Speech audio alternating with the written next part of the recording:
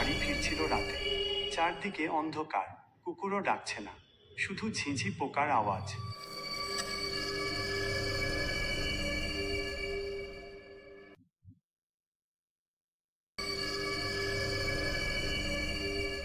হঠাৎ সে দেখে রাস্তায় একটা ভূত দাঁড়িয়ে আছে। ছেলে ভয়ে কাঁপতে কাঁপতে বলল, তুমি তুমি কে? ভূত গম্ভীর গলায় বলল, আমি রাতের বেলা ঘুরে বেড়ানো ভয়ঙ্কর আত্মা। ছেলে ভয়ে চোখ বন্ধ করে ফেলল। মা গো, আজ তো শেষ। হঠাৎ ভূত বলল, এই শোন, মোবাইল চার্জার আছে? আমার ব্যাটারি 1%। ছেলে চোখ খুলে দেখে ভূতের হাতে স্মার্টফোন। ছেলে বলল, আরে, তুমি তো আধুনিক ভূত। ভূত বলল, কি করব বল, ভূত হলেও রিলস দেখতে ভালো লাগে। তারপর দুজন মিলে রাস্তার ধারে বসে ভূতের রিলস দেখতে লাগলো।